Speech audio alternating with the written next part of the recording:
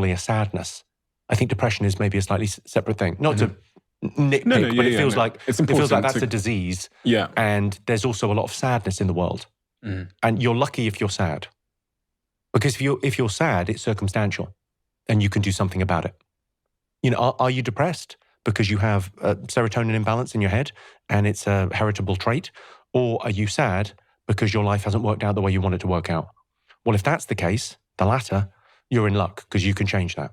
It does feel like there's a bit of a crisis going on within young men at the moment. And I think your new show on Netflix shines a light on many of the difficulties that young men are facing.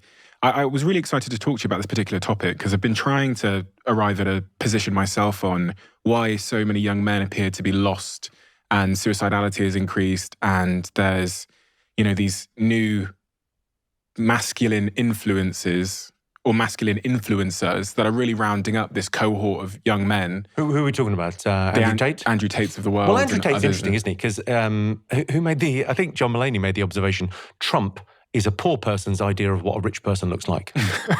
Yeah, I've got gold taps. And I think sort of Andrew Tate is like a 14-year-old boy's idea of what masculinity might look like. Like it's really, and of course, nature abhors a vacuum. And there's a real vacuum for elders. Like we don't learn how to shave from our fathers. It's a YouTube video. And so you lose something in that bonding. So there's a big bit in the new show where I give a young guy, an audience member, a pretty tough time. Like we have the talk and I give them advice on how to be with a woman. And I'm not wrong about anything. It's really funny and it's really rude, but I'm not wrong about stuff. It's like, it's about consent and I think it's really good because I've sugared the pill of the message because people don't want to talk about it. People go, it's obvious what consent is. Yeah, not to 17-year-old boys or girls. It's like, actually, what does that look like and how should that be? So it's a really fun routine. It's a really fun routine to perform and to write. What is it to be a man these days? Because it's quite confusing in terms, even the conversation around like chivalry and understanding, you know. Well, people talk about toxic masculinity and easy fix. Be a gentleman, be a mensch. That's it. This is done. Be a gentleman, be a mensch.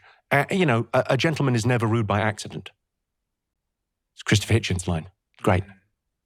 I don't know. I mean, my thing about young men today, if I was going to give young men advice, it would be get the right drugs and the real thing, right? In real life. Live in real life, right? So why young men are obsessed by video games, right?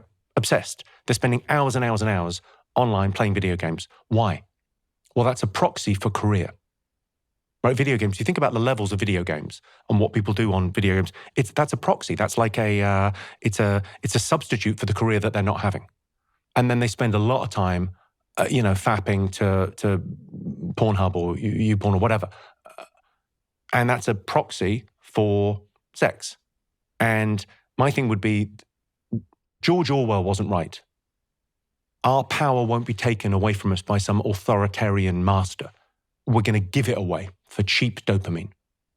And the cheap dopamine of video games and online porn and living online is getting in the way of real life. So it's risk, right? That's what we're not allowing young people to do because we're saying to young people, you can't take risks in real life. We're helicopter parenting. We're not giving them the freedom. How much freedom should you give a kid? As much as they can cope with, right? 14-year-olds used to be babysitters. They now need babysitters. That's not good, right? So you should allow them more freedom in the real world because otherwise, the only place they get freedom is online. And no freedom in the real world. You're not allowed to go to the park and hang out, but you're allowed to do whatever you want online. Well, that feels like a very bad social experiment. That feels like a bad idea. Yeah, it feels like we've inverted Maslow, this pyramid, the hierarchy of needs, and you go, well, food and shelter and warmth and we've got all the bottom stuff worked out in our society, right? We kind of can't see it. We're not grateful for that because we can't see the hot shower. We can't see the third world and we can't see the people in the past having a tougher time than us. So we take it for granted. But we've worked out that stuff. They hadn't worked that stuff out 200 years ago. But they had the top of the pyramid sorted. Everyone knew who they were. They had their identity. And they knew what their purpose was. Everyone knew. who they were, what they were about, and they were connected to the others in the group.